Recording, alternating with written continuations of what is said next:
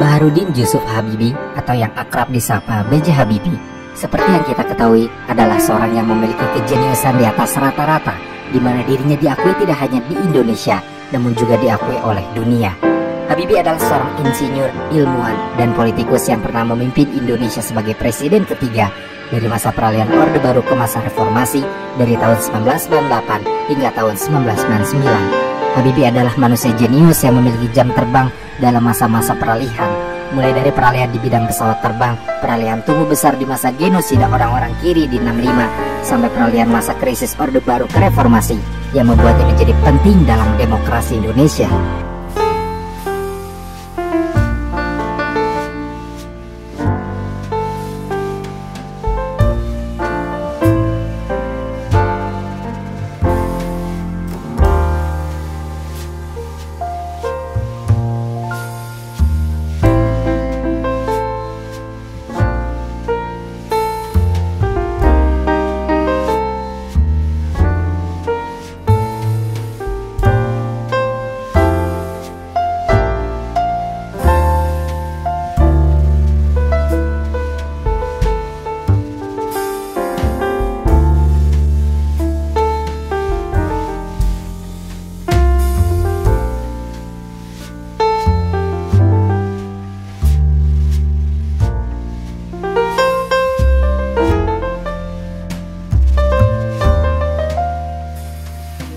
Habibie lahir dari keluarga terpandang di Parepare, Sulawesi Selatan, Indonesia pada tanggal 25 Juni 1936.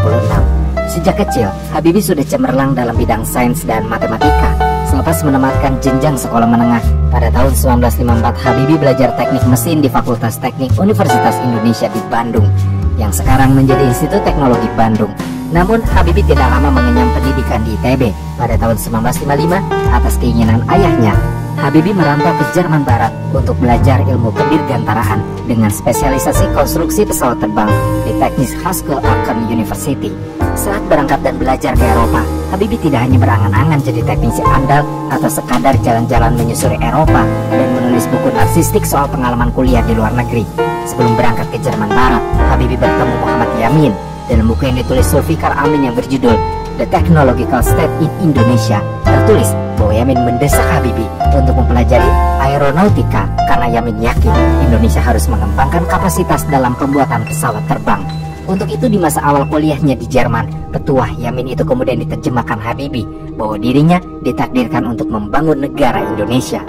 Habibie saat berkuliah di Jerman membayar sendiri biaya kuliahnya dan tidak terlalu bergantung kepada beasiswa. Karena alasan itulah Habibie disegani rekan-rekannya. Ditambah selain menimba ilmu, Habibie pun aktif berorganisasi di Persatuan Pelajar Indonesia atau PPI, dan dalam mengikuti organisasi ini pun Habibie terbilang sukses. Selama kuliah di Jerman, Habibie punya prestasi yang membuat orang Eropa terpukau. Pernah suatu waktu, Habibie mengikuti ujian masuk kampus. Ketika pengumuman, namanya diketahui tidak tertera dalam daftar nama. Habibie pun merasa gagal. Namun ternyata bukan tidak ada nama Habibie di daftar, tetapi namanya berada di paling atas sehingga orang sulit melihatnya. Dan dalam hal ini diketahui bahwa Habibie mendapat nilai hampir 10, jauh di bawah rekan dari Indonesia dan warga lokal Jerman. Pada tahun 1960, studi kesarjanaan yang diambil Habibie dapat ia raih dan Habibie mendapatkan gelar Diplom Engineer. 6 tahun berselang, atau tepatnya pada tahun 1966 di kampus yang sama, Habibie memperoleh gelar Dr. Engineer dengan predikat summa cum laude di bidang pesawat terbang selepas sukses mempertahankan disertasinya yang berjudul, agak susah jika saya melafalkan judulnya, tapi jika diindonesiakan akan menjadi kontribusi terhadap tegangan thermal pada plat ortotropik. Setelah masa kuliahnya selesai, Habibie pun memulai karir di dunia penerbangan. Pada tahun 1965-an, Habibie bekerja pada Hamburger Flugzeugbau atau HFB, produsen pesawat di Jerman. Tugas utama Habibie di perusahaan itu semula hanya melakukan riset soal konstruksi pesawat. Pekerjaan Habibie yang membuat ulasan ilmiah pun kerap dimuat sejumlah jurnal prestisius dan bergengsi di Eropa. Bahkan dalam satu memoarnya, Habibie pernah mengaku bahwa temuannya saat itu ada yang dipakai menjadi acuan NATO untuk standar desain pesawatnya. Dalam buku Makmur Maka yang berjudul The True Life of Habibie, cerita di balik kesuksesan yang terbit pada tahun 2008, Makmur mengatakan bahwa karir Habibie dalam dunia pesawat terbang mulai menanjak setelah memecahkan masalah kestabilan konstruksi bagian belakang pesawat F-28 yang diproduksi FHB bersama Fokker, yang mana adalah perusahaan pesawat asal Belanda. Atas prestasinya ini, kemudian Habibie dipercaya mendesain pesawat bersayap tetap pertama di dunia, DO-31, yang diproduksi FHB bersama Dornier.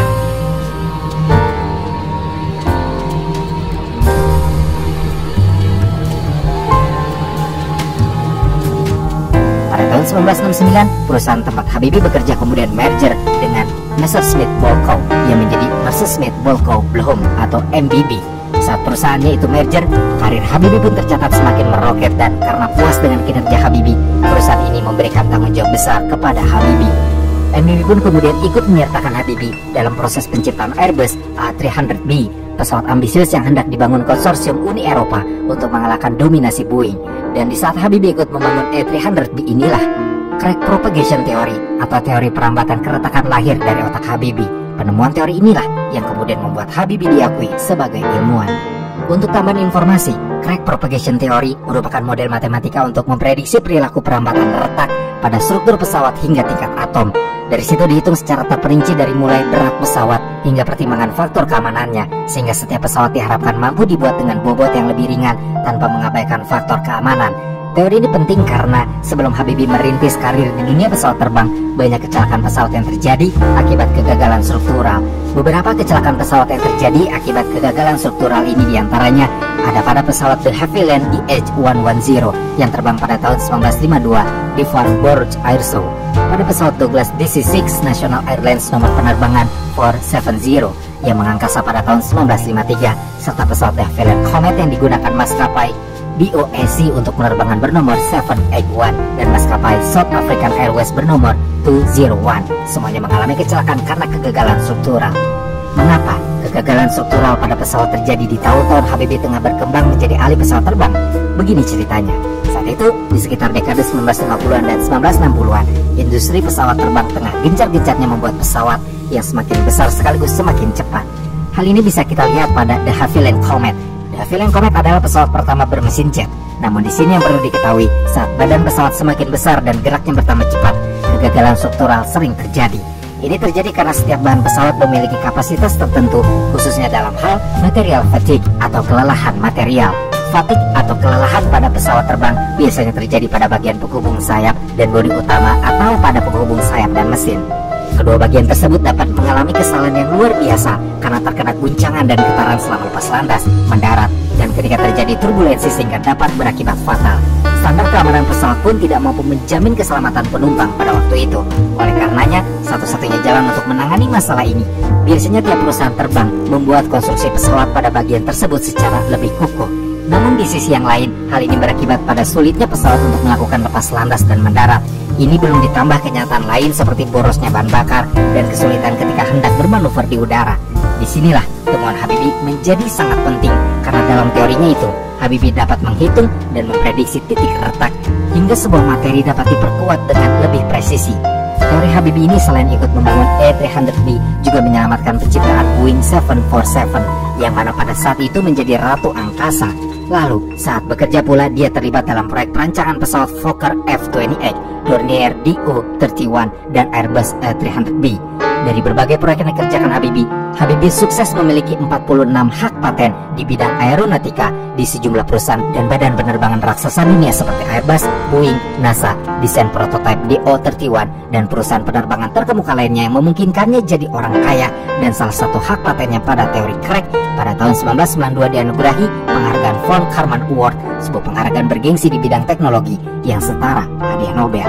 Namun jika kita bertanya apakah temuan itu memang hanya bergantung pada kejeniusan Habibie, dalam hal ini Zulfikar Amir dalam buku yang sama mengatakan bahwa kesuksesan Habibie di dunia pesawat terbang bukan hanya terjadi karena kejeniusannya.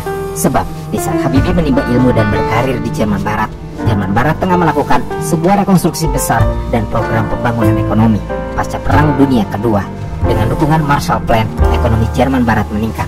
Dunia industrinya tumbuh 2,5 kali dari tahun 1950 hingga tahun 1960. Dan ini menjadi latar mengapa Habibie bisa turut serta dalam pembangunan dalam dunia pesawat terbang di Jerman. Karena di Jerman, atau tepatnya di Eropa, memang tengah membutuhkan talenta, dan Habibie menunjukkan kejeniusannya.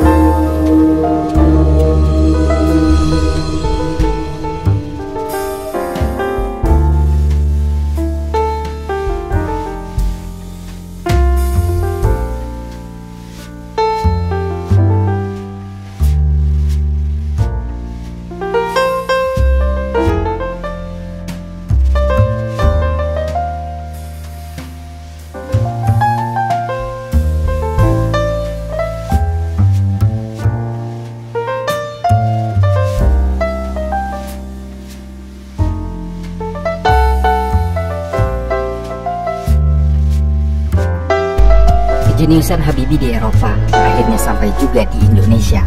Dan bersama dengan itu, pada tahun 1973, ledakan harga minyak dunia yang terjadi mengubah pandangan Soeharto terhadap teknologi. Dalam pandangan Soeharto, industrialisasi yang sedang berkembang pesat di bawah pemerintahannya tidak berarti apa-apa tanpa teknologi mutakhir. Teknologi penerbangan merupakan salah satu sektor yang dinilai paling menentukan. Untuk itu Soeharto lantas mengalihkan wewenang pengembangan lanjutan industri penerbangan kepada Ibnu Sutowo, seorang letnan jenderal yang mengepalai Pertamina.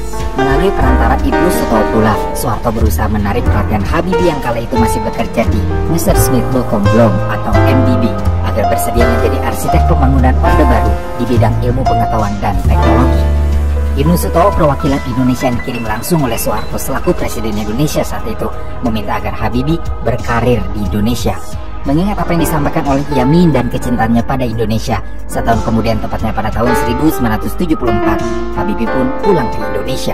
Setelah pulang ke Indonesia, Habibie langsung dipercaya memimpin lembaga industri pesawat terbang Nurtanio atau Lipnur yang berubah jadi industri pesawat terbang Nurtanio IPTN pada tahun 1976. 10 tahun lewat atau tepatnya pada tahun 1986, IPTN berubah lagi menjadi industri pesawat terbang Nusantara.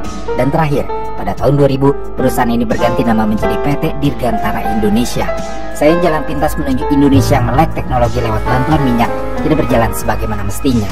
2 tahun setelah meraup untung yang sangat besar dari perdagangan minyak, skandal korupsi di Pertamina naik ke permukaan dan menghasilkan utang sebesar 10 miliar dolar Amerika. Beberapa sektor usahanya terpaksa diambil alih oleh para ekonom, namun tidak satu pun di antara mereka yang bersedia menangani sektor teknologi pesawat terbang. Habibie sendiri menerima banyak kritikan dari para ekonom yang memandang uang negara seharusnya dialokasikan ke bidang pendidikan atau perumahan, bukan pesawat terbang. Pandangan miring seputar teknologi itu tidak berlarut-larut. Realisasi obsesi Soeharto membangun negara teknologi melalui industri penerbangan berlanjut ketika dirinya mengangkat Habibie menjadi Menteri Riset dan Teknologi pada tahun 1978. Habibie tercatat memegang posisi ini selama 20 tahun. Di bawah kendali Habibie, IPTN mengembangkan teknologi dalam membuat sejumlah pesawat seperti N235, N250, dan N2130.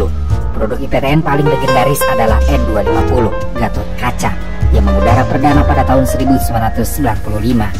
Di masa itu, N250 satu-satunya pesawat turboprop pemakai teknologi fly-by-wire. Untuk cerita lengkapnya, hari itu di Kamis pagi, di tanggal 10 Agustus tahun 1995, di hari itu langit Indonesia bertabur harapan dan kecemasan. Kala itu industri pesawat terbang Nusantara IPTN kini bernama PT Dirgantara Indonesia bersama otak di belakangnya adalah Habibie hendak melakukan hajatan bersejarah. N250 alias Gatot Kaca, pesawat bertipe turboprop dengan 70 kursi buatan IPTN hendak melakukan maiden flight atau uji terbang perdana. Saat pertama kali mengudara pada tanggal 10 Agustus tahun 1995 di atas langit kota Bandung, N250 atau Gatot Kaca diawaki oleh pilot penguji Erwin Danuwinata dan co-pilot Sumarwoto, serta teknisi Indrawan Heri Wibowo dan Yoris Riyadi. Pada penerbangan pertama kalinya ini, selain menuai pujian, hal bersejarah di hari itu juga dianggap sebagai ujian psikologis oleh sebagian kalangan.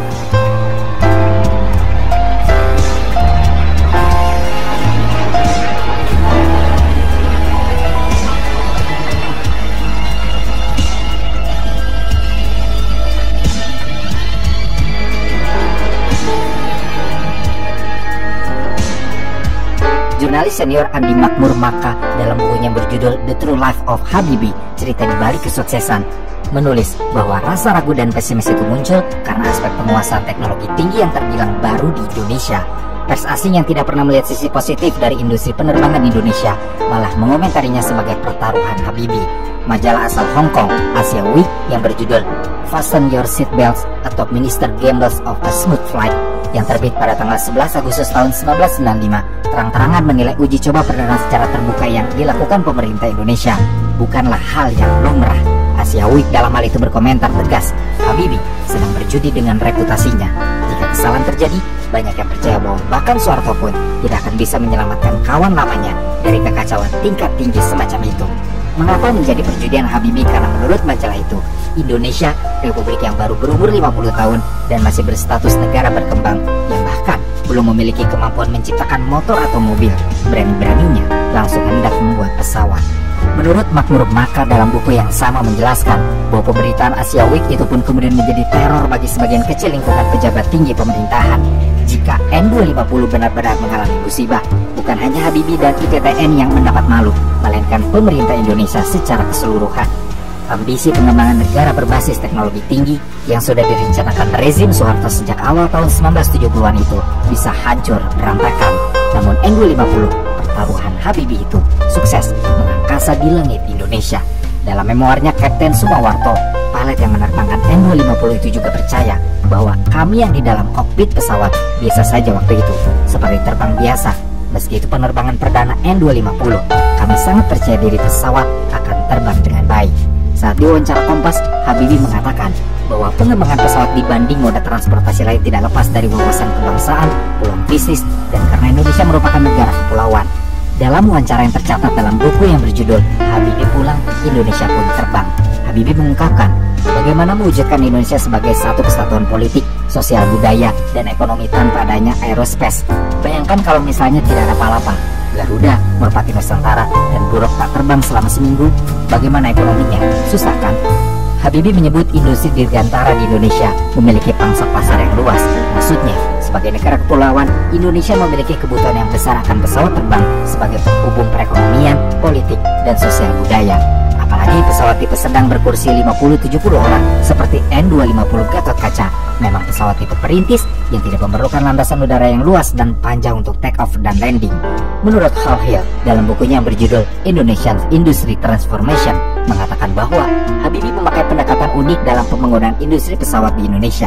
Pengembangannya tidak diawali dengan riset dasar yang berujung pada penciptaan teknologi canggih, melainkan sebaliknya. Di kasus IPTN, RI membeli lisensi teknologi dari luar negeri dan mengembangkannya. Misalnya, pada produksi helikopter NBO 105, NAS-330J, dan pesawat NC-212 untuk memproduksi pesawat CN-235, IPTN pun tercatat bekerja sama dengan Construcciones Aeronáuticas S.A. atau CASA, perusahaan pesawat dari Spanyol. Dua perusahaan itu berbagi tugas dalam produksi komponen pesawat. Melalui cara ini, pemerintah mengharapkan penambahan jumlah tenaga kerja berkualitas di bidang industri dan teknologi. Melaluinya, bangsa Indonesia diharapkan semakin melek teknologi dan ilmu pengetahuan. Namun pesawat N250 Gatot Kaca yang harusnya bisa dibanggakan oleh Indonesia gagal diproduksi massal karena Indonesia tertimpa krisis moneter tahun 1997. Namun di luar itu semua, sejarah mencatat Habibie menjadi aktor intelektual di balik kehadiran teknologi serbaneka pertama di Indonesia selama jadi Menteri Riset Indonesia. Dari mulai HP, jaringan GSM, internet, hingga pesawat terbang, semuanya lahir dari tangan dingin Habibie.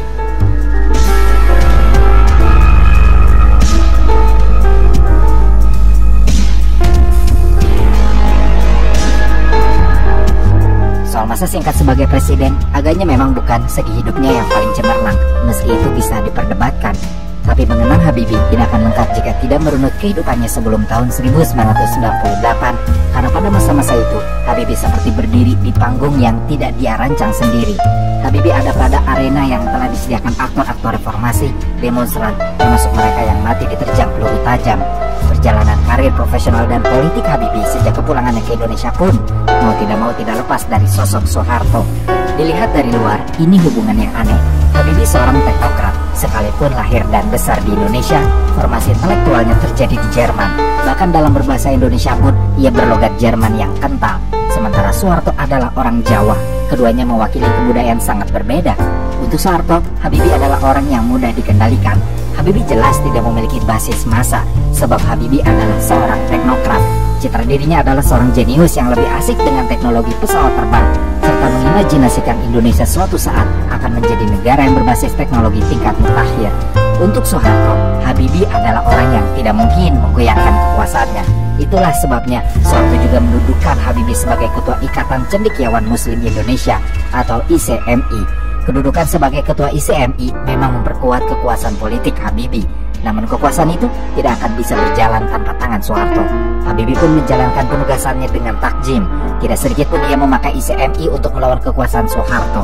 Sebaliknya, Habibie merangkul elemen-elemen Islam yang semula di luar kekuasaan dan menjadikannya bagian normal dari koalisi yang mendukung Soeharto. Aliansi ini tentu saja aliansi strategis.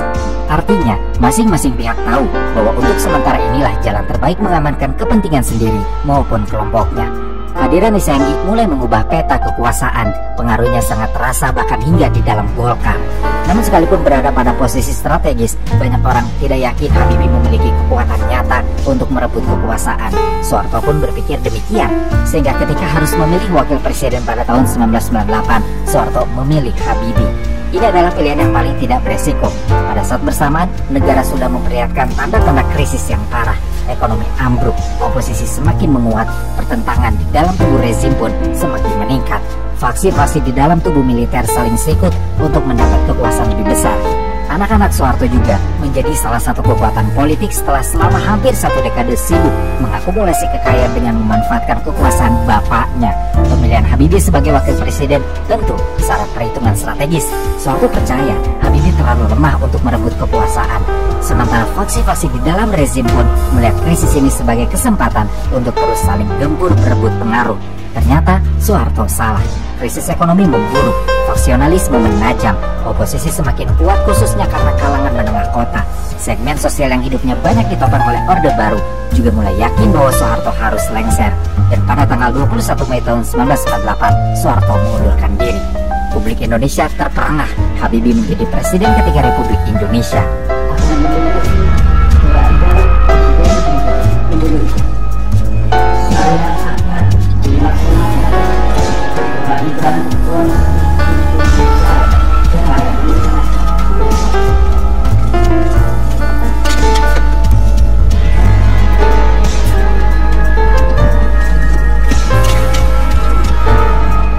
Suksesi yang tidak pernah terpikirkan selama 32 tahun tiba-tiba terjadi.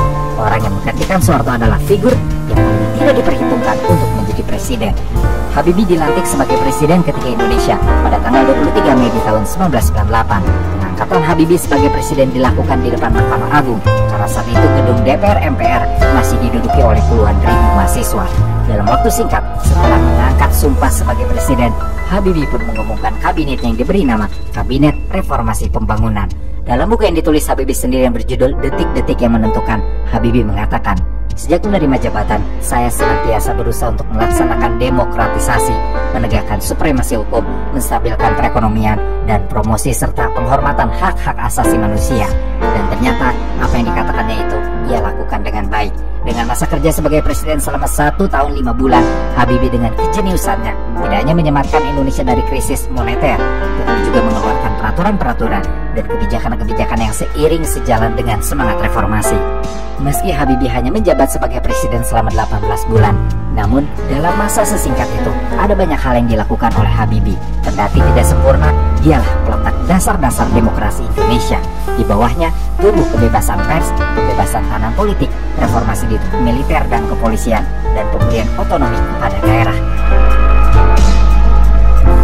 Andi Makmur Maka dalam buku yang berjudul The True Life of Habibie, cerita di balik kesuksesan, menjelaskan dengan terperinci terobosan-terobosan yang dilakukan Habibie saat menjadi presiden. Pertama, yang dilakukan Habibie saat kondisi perekonomian Indonesia memang sedang sangat parah adalah memisahkan Bank Indonesia dari campur tangan pemerintah. Sebab Habibie tidak ingin bank sentral dipengaruhi oleh presiden, menteri, atau siapapun. Setelah menjabat sebagai presiden Indonesia, kebijakan ekonomi yang diambil Habibie pertama kali adalah menyelesaikan masalah sektor perbankan usai diterpa rush atau penarikan dana besar-besaran pada tahun 1997. Restrukturisasi perbankan dilakukan salah satunya dengan mengkonsolidasikan 4 bank milik pemerintah yang kemudian melahirkan Bank Mandiri. Bagi Habibie, penyataan perbankan komersial ini penting untuk menopang perekonomian dan memperkuat Bank Indonesia. Habibie juga mengambil langkah cukup berani meski ditentang banyak kalangan, memisahkan Bank Indonesia dari pemerintah lewat Undang-Undang Nomor 23 Tahun 1999. Hal ini Habibie lakukan bukan tanpa alasan. Ini dilakukan agar dapat menghasilkan mata uang rupiah yang berkualitas tinggi. Habibie percaya bank sentral harus dapat bekerja lebih objektif, profesional, dan lepas dari kepentingan politik. Berkat keputusan itu pula, Bank Indonesia punya wewenang untuk mengintervensi rupiah hingga saat ini. Langkah Habibie selanjutnya diarahkan pada pengembalian kepercayaan pelaku ekonomi dalam negeri. Untuk itu, kekhawatiran untuk hyperinflasi harus diredam. Kebijakan moneter tetap ditempuh, salah satunya dengan menerbitkan sertifikat Bank Indonesia dengan tingkat bunga tinggi. Tujuannya agar masyarakat menyimpan kembali uangnya di bank. Sebab banyaknya jumlah uang beredar di masyarakat waktu itu juga turut mendorong inflasi. Di saat yang bersamaan, Habibie juga mempertahankan kebijakan tarif dasar listrik dan BBM bersubsidi agar administrative price atau biaya administrasi dapat diturunkan. Harga-harga bahan pokok pun terjangkau oleh masyarakat di tengah keterpurukan akibat krisis. Cara ini cukup efektif menahan laju inflasi, yang diikuti dengan menurunnya suku bunga sertifikat Bank Indonesia dari 70% menjadi hanya belasan persen. Bersamaan dengan penurunan suku bunga, maka negatif spread yang dialami bank-bank juga dapat diatasi. Di sisi lain, kebijakan yang diarahkan untuk memperkuat ketahanan ekonomi Indonesia dikebut, berbarengan dengan persiapan menuju pemilu. Berbagai langkah yang diambil Habibie tersebut cukup berhasil menciptakan stabilitas makro dan membuat investor internasional kembali melirik Indonesia sebagai lahan yang layak untuk berinvestasi. Aktivitas perdagangan saham di Bursa Efek Jakarta yang sempat terkapar berangsur menggeliat kembali. Indeks harga saham gabungan pun melonjak dari posisi 200 ke kisaran 500 dan 600-an. Level psikologis 700 bahkan sempat disentuh. Nilai tukar rupiah secara bertahap membaik dan akhirnya mencapai tingkat wajar. Bak dua sisi mata uang, kondisi itu juga menurunkan tekanan terhadap inflasi. Meski demikian, kebijakan ekonomi yang Habibie tempuh di masa pemerintahnya bukan tanpa kritik. Sejumlah analis menilai menguatnya nilai tukar rupiah justru disebabkan oleh faktor lain di luar Habibie. Salah satunya aliran modal masuk atau capital inflow yang cukup besar di pasar saham. Itu pun bukan karena kebijakan pemerintah, melainkan karena harga saham-saham di bursa sudah terlalu murah ketimbang harga industri sejenis di luar negeri. Namun di luar daripada itu, kebijakan perekonomian yang diambil Habibie menjadi fondasi penting bagi perjalanan perekonomian Indonesia hingga menuju stabilitasnya saat ini. Fondasi inilah yang penting untuk membangun lagi perekonomian yang porak-poranda akibat salah kelola selama masa Orde Baru. Salah satu warisan Habibie paling penting adalah pembentukan Bank Mandiri yang merupakan salah satu bank BUMN terbesar di Indonesia. Nama Mandiri merupakan pemberian dari Habibie. Pembentukan Bank Mandiri bermula saat terjadi kekacauan ekonomi pada tahun 1998. Habibie secara tiba-tiba memanggil Menteri Negara Pendayagunaan BUMN Tandeng Abeng untuk segera datang ke kediamannya di Jalan Petra Kuningan, Jakarta Selatan. Kepada Tenri, Habibie menyampaikan jika dirinya menginginkan 4 bank pelat merah, Bank Bumi Daya (BBD), Bank Dagang Negara (BDN), Bank Ekspor Impor Indonesia (Bank Eksim), dan Bank Pembangunan Indonesia (Bapindo) dilebur menjadi satu bank. Saat itu, kondisi 4 bank tersebut memang sedang di ujung tanduk, dihantam krisis. Dalam pertemuan 4 mata itu, Habibie meminta Tanri untuk memberikan nama-nama orang Indonesia yang berpengalaman dalam perbankan. Nantinya, mereka ini akan diberikan tugas melaksanakan integrasi 4 aset pemerintah menjadi satu BUMN. Sejumlah kriteria pun disodorkan Habibie. Melalui buku yang berjudul Detik-Detik yang Menentukan Jalan Panjang Indonesia Menuju Demokrasi yang ditulis sendiri oleh Habibie, kita menjadi tahu bahwa Habibie meminta nama-nama yang dipilih harus berwawasan jauh ke depan, pragmatis, tahan banting, dapat bekerja cepat dan konsisten dalam mencapai sasaran tugas yang diberikan.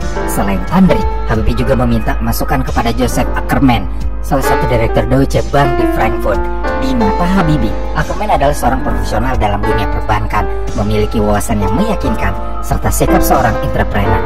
Pada tanggal 2 Oktober 1998, rencana Habibie menggabungkan 4 bank pemerintah akhirnya berhasil direalisasikan. Robi Johan menjadi direktur utama pertama di bank hasil merger tersebut. Bank hasil penggabungan ini kemudian diberi nama Bank Mandiri oleh Habibie. Selama 20 tahun, Bank Mandiri kini menjelma sebagai salah satu bank terbesar di Indonesia. Per 30 Juni tahun 2019, aset Bank Mandiri sudah menyentuh 1.236 triliun rupiah dengan nilai ekuitas sebesar 190 triliun rupiah. Kedua, Habibie pernah melakukan terobosan dengan mengendalikan dolar yang mana melambung tinggi dari 16.800 rupiah menjadi turun sangat drastis menjadi 7.500 rupiah setelah pasca krisis tahun 1998. Habibie bukanlah politisi ataupun ekonom. Habibie adalah teknokrat yang sudah malang melintang di dunia teknologi. Sebelum akhirnya Soeharto memanggilnya pulang untuk menjadi Menristek. Reformasi yang berujung pada pengunduran diri Soeharto mengantarkan Habibie menjadi orang nomor 1 di Indonesia.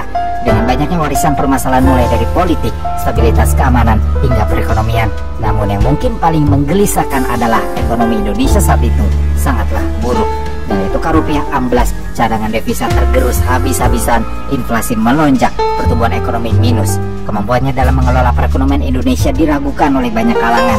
Di mata para pelaku pasar tahun 1997-1998, Habibie dipandang sebagai sosok yang suka menghaburkan duit untuk proyek-proyek mahal. Dalam majalah Tempo yang terbit pada tanggal 11 Oktober tahun 1999, mengutip perkataan Lee Kuan Yew, Perdana Menteri Singapura saat itu, yang menyebut naiknya Habibie bisa menghancurkan rupiah. Namun kenyataannya berkata lain. Di era Habibie, ekonomi Indonesia justru masuk dalam fase pemulihan pasca krisis moneter 1998. Habibie berhasil mengembalikan kurs rupiah yang sempat terjun ke level 16.800 rupiah per dolar Amerika pada Juni 1998 ke kisaran 7.000 dan 8.000 rupiah per dolar Amerika di akhir pemerintahannya.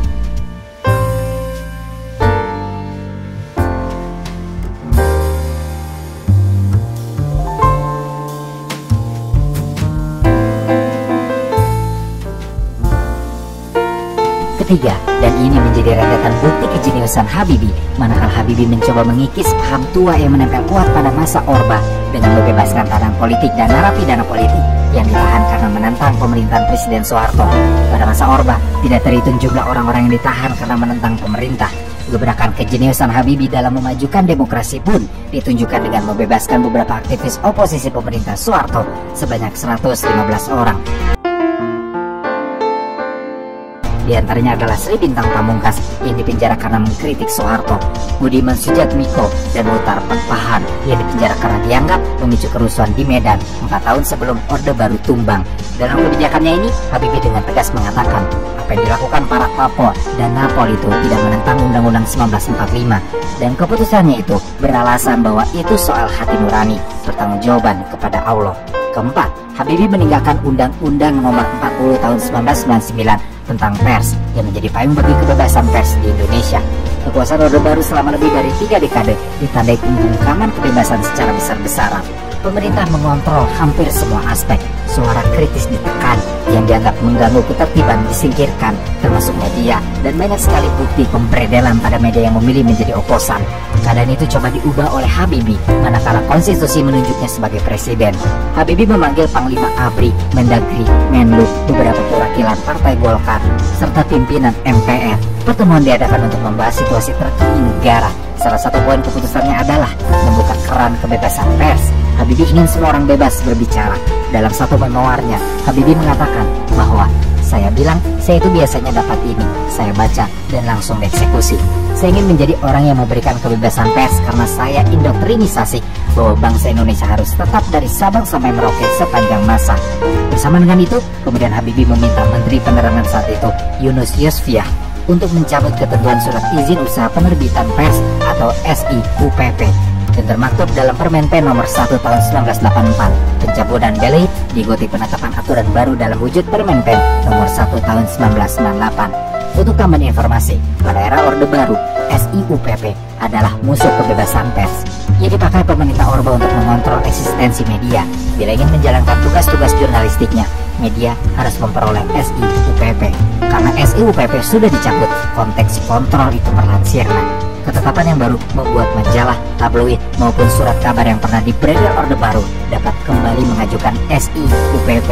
Fondasi kebebasan ini kian kokoh lewat Undang-Undang Nomor 40 tahun 1999 tentang pers yang disahkan Habibie pada tanggal 23 September tahun 1999 dan memuat 10 bab dan 21 pasal. Secara garis besar, Undang-Undang Pers ini memuat beberapa prinsip yang menyatakan kemerdekaan pers adalah hak asasi warga negara, kebijakan sensor dan pelarangan penyiaran dihapuskan, dan pers nasional punya hak untuk mencari, memperoleh, maupun menyebarluaskan gagasan serta informasi.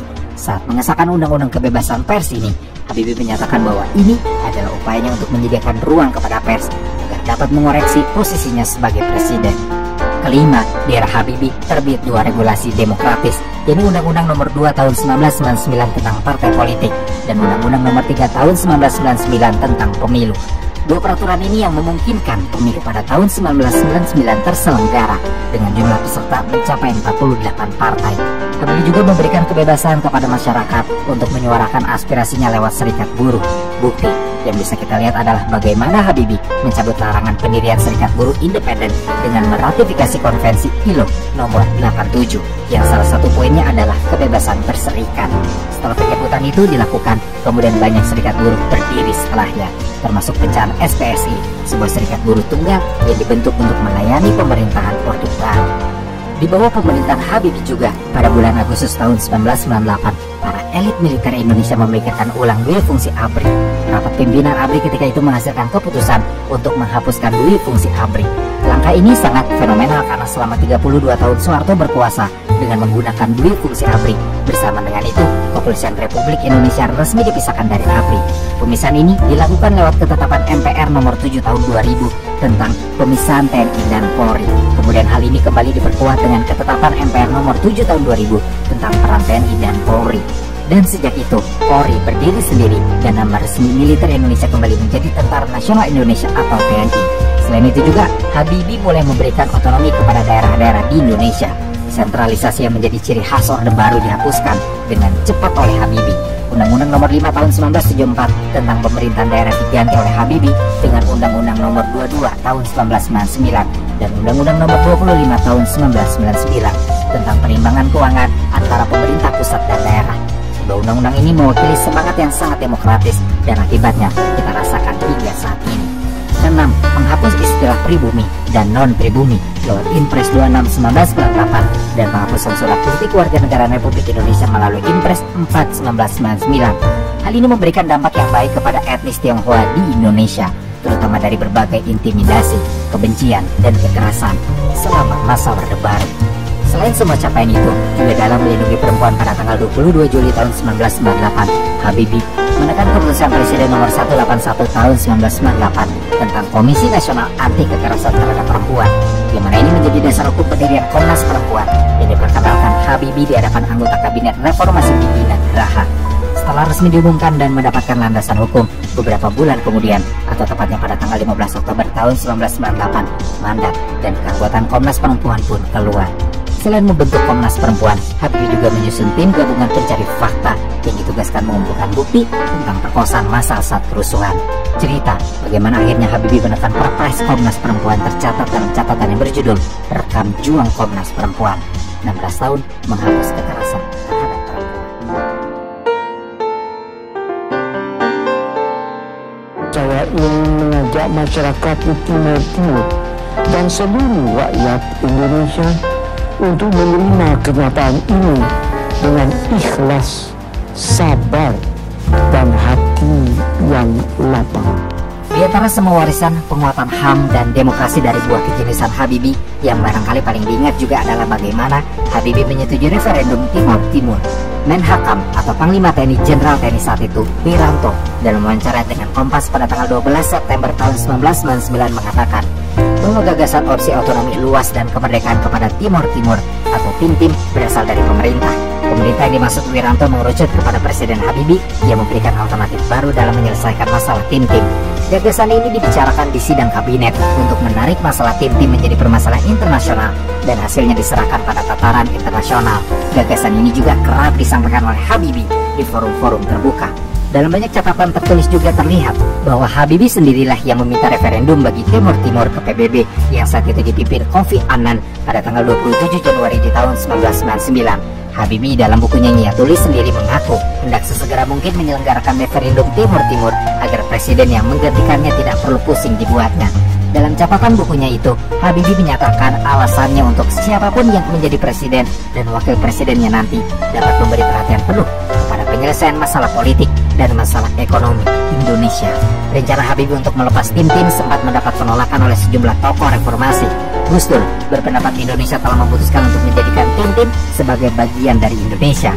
Itu keputusan harus dihormati dan Tim-Tim tetap menjadi bagian dari Indonesia. Sementara itu Megawati Soekarno Putri berpendapat pemerintahan Habibie merupakan pemerintahan transisi sehingga tidak punya otoritas untuk menentukan nasib fundamental negara seperti kasus Tim-Tim. Dialog dalam rangka reformasi politik ini sangat menentukan masa depan Tim-Tim karena selama 23 tahun masyarakat Tim-Tim tercerai-berai oleh perbedaan paham dan pendapat. Dalam dialog ini, tuntutan referendum di Tim-Tim dan pembebasan Jose Alexander Sanana Gusmao, tokoh pendukung kemerdekaan, mendominasi pembicaraan. Setelah berbagai pro kontra, referendum bagi rakyat Timur Timur pun akhirnya digelar pada tanggal 30 Agustus di tahun 1999. Ketegangan panjang dan serangkaian aksi kekerasan berdarah mewarnai hari-hari menjelang penentuan pendapat. Antusiasme masyarakat Tim-Tim cukup tinggi, sekitar 95% dari 446.953 rakyat Timur Timur memberikan suaranya. dari 438.968.000 suara sah, 78,50% diantaranya menolak opsi otonomi khusus. Dan saat itu artinya mereka, rakyat Timur Timur, memilih merdeka. Dan pada tanggal 4 September 1999, hasil penentuan pendapat itu pun diumumkan PBB di New York, Amerika Serikat, yang menyatakan sebesar 78,5% suara menginginkan Tim lepas dari Indonesia.